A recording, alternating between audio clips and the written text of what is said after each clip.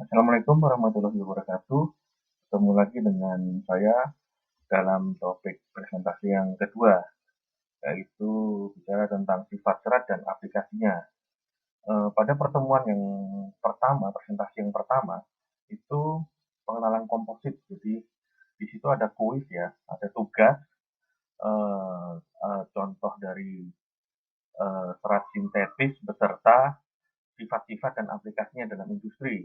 Nah, mudah-mudahan sudah dikerjakan oleh eh, adik-adik sekalian ya, teman-teman mahasiswa ini semoga sudah mengerjakan dan sudah mengumpulkan eh, tugas kuis yang kemarin. Jadi yang presentasi kedua yang saya bawakan yaitu adalah tentang sifat dan aplikasinya. Yaitu yang pertama kita bicara tentang faktor kekuatan komposit ditentukan oleh beberapa faktor, yaitu antara lain yang pertama adalah jenis serat, yang kedua letak seratnya. Jadi letak serat ini bisa beragam seperti yang telah saya kemukakan di presentasi pertama saya, yaitu letak seratnya bisa unidireksional, terus kemudian bisa acak, atau bisa serat dengan arah yang berbagai macam. Jadi misalnya minus 45 derajat, 30 derajat, bahkan 60 derajat. Atau mau dibuat kombinasi. Jadi misalnya unidireksional sama horizontal, jadi 0 dan 90 dan sebagainya. Ya.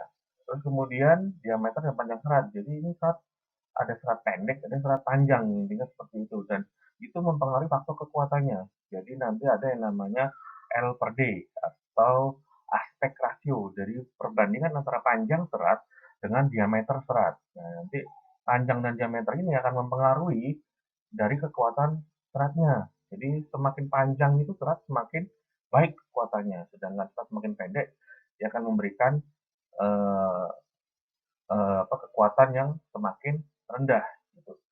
Terus kemudian selain diameter dan panjang serat ini akan berkaitan sama fraksi ya, fraksi volume. Jadi fraksi volume itu akan berbeda-beda. Nanti fraksi volume dari konsentrasi serat sebagai penguat dalam matriks itu tergantung dari diameter dan panjang serat ini.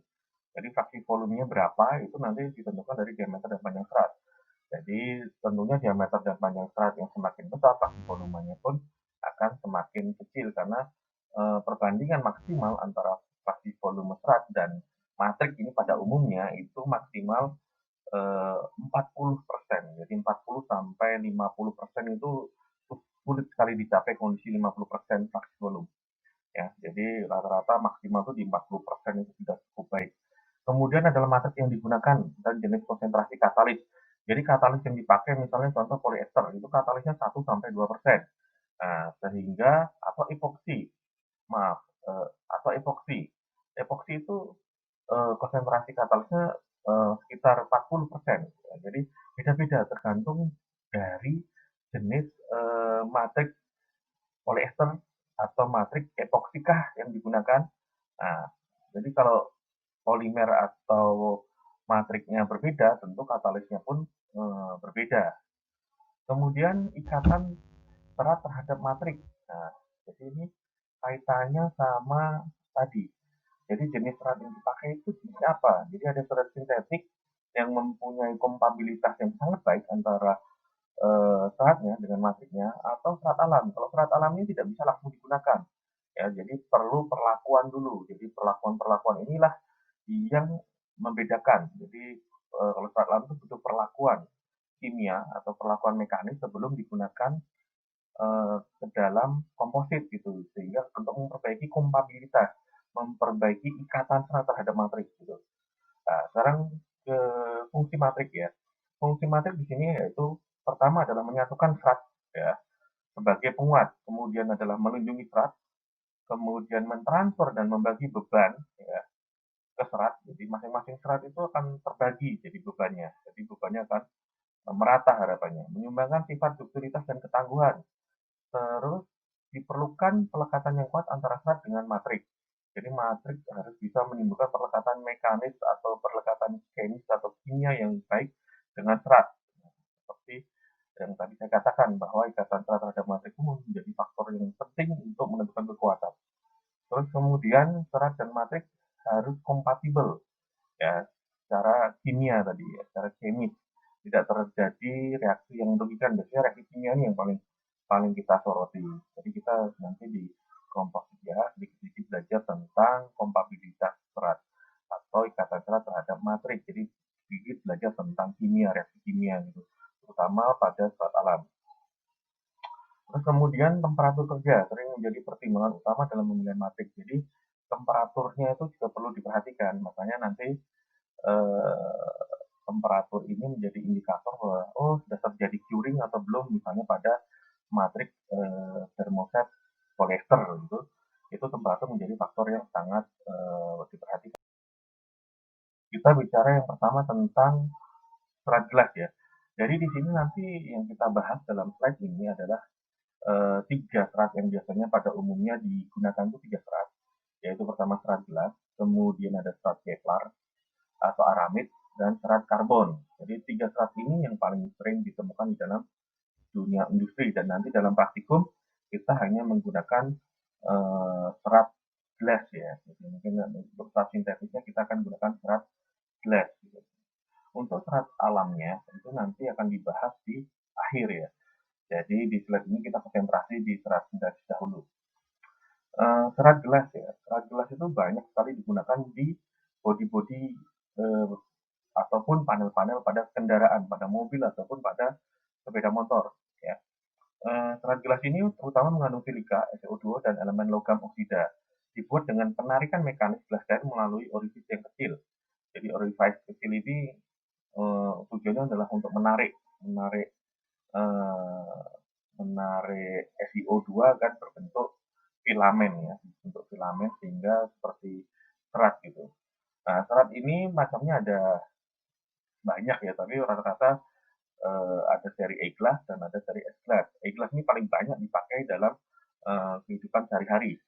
Sedangkan S-glass itu paling banyak nomor 2, 30% lebih kuat dan 20% memiliki softness atau lebih kaku. Tapi S-glass ini jarang digunakan karena lebih mahal dibanding E-glass. Terus banyak dipakai dengan matriks polyester maupun epoksi. Jadi termoset yang paling sering digunakan adalah polyester dan epoksi. Dipakai untuk pemakaian yang luas seperti pancing, terus tangki-tangki penyimpanan ataupun bodi panel kendaraan. Banyak sekali ya. Jadi ini hanya sebagian contoh ya. Karena di teknologi mesin ini konsentrasinya ada konsentrasi otomotif juga, sehingga saya memberikan contoh ini adalah panel bodi kendaraan roda 2 maupun roda 4 gitu. Jadi panel-panel bodi kendaraan ini sering dibuat dari bahan fiberglass. Kemudian serat karbon, ya, serat karbon atau carbon fiber itu paling banyak dipakai untuk keperluan advansi material atau material lanjut, ya, material yang memiliki atau membutuhkan kekuatan yang tinggi.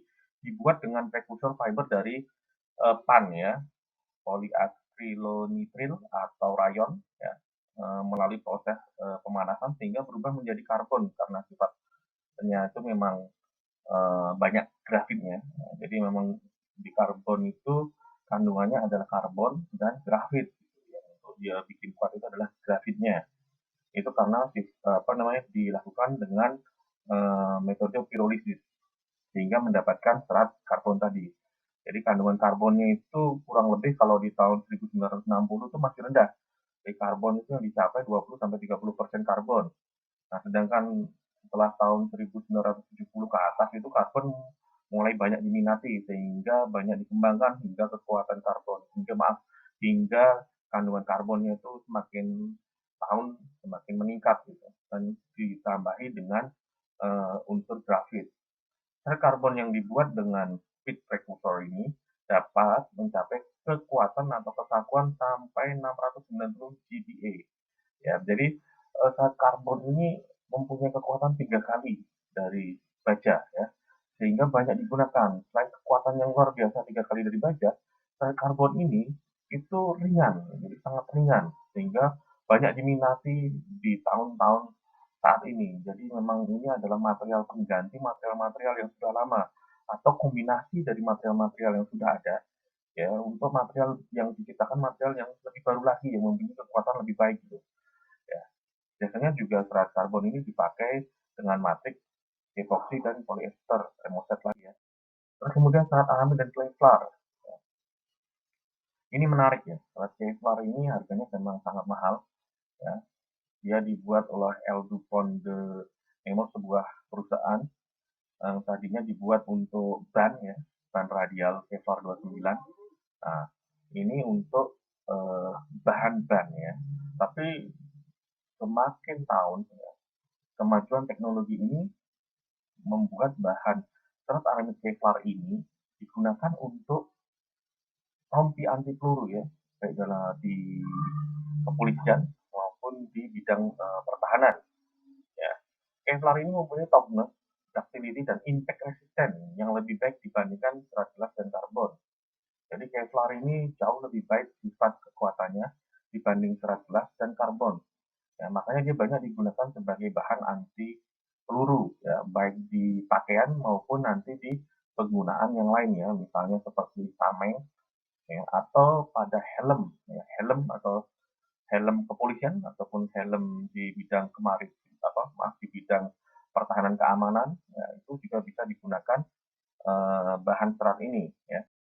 Kemudian yang terakhir ya, itu adalah serat alam. Ya, nanti ini kita banyak bicara tentang serat alam. Ya, alhamdulillah memang kompetensi yang saya kembangkan juga di bidang serat alam. Ya, di serat alam ini saya banyak mengembangkan serat-serat seperti dari eh, serat santala, serat sisal, terus kemudian serat rami, kemudian serat lepas salak, kemudian serat jute, itu sebagian serat-serat alam yang pernah saya kembangkan. Yang terakhir ini adalah serat bambu yang pernah saya telah kembangkan. Ya, jadi cukup menarik nanti natural fiber bagaimana kita mengganti, tidak mengganti secara keseluruhan, tapi bisa jadi mengkombinasi antara serat alam dengan serat sintetik. Sehingga biaya kos produksi dari manufaktur komposit itu bisa ditekan, baik dari segi biaya bahan maupun dari segi biaya pembuatan. Ya. Jadi natural fiber ini cukup menarik. Jadi nanti bisa jadi tidak digabungkan, tidak dihybrid. Jadi namanya gabungan dari natural fiber dan dari fiber itu disebut dengan hybrid composite. Bisa jadi murni natural fiber composite atau kita kenal dengan NACO, natural fiber composite product.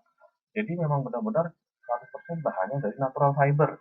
Nah, bagaimana dia natural fiber ini memiliki kekuatan yang cukup baik yang mendekati kekuatan sintetis, itu akan kita bahas dalam presentasi selanjutnya. Nah, itu saja dari saya. Semoga rekan-rekan mahasiswa mendapat pencerahan, ya, semakin memahami. Jadi nanti natural fiber itu akan saya bahas lanjut di presentasi selanjutnya. Jadi ini ada bahan kayu, ada bahan non kayu. Non kayu itulah yang macam-macam lagi gitu, yang dikembangkan macam-macam lagi, yaitu dari daunnya, dari batangnya, dari rantingnya, dari buahnya, itu banyak sekali nanti. Nah, itu tidak akan dibahas secara komplit pada presentasi ini ya. Jadi ini di bawahnya adalah contoh-contoh kendaraan yang sudah sebagian menggunakan serat alam ya, serat alam ke dalam konstruksinya, ke dalam panel-panel bodinya itu hampir semuanya menggunakan serat alam yang lebih ramah terhadap lingkungan dan dari segi biaya lebih rendah. Ya, jadi low cost ya, low cost sekali, jadi memang sangat rendah sekali biaya yang dipakai, tetapi harapan kita bisa mencapai kekuatan yang hampir sama dengan kekuatan serat sintetis. Itu saja dari saya. Terima kasih. Wassalamualaikum warahmatullahi wabarakatuh.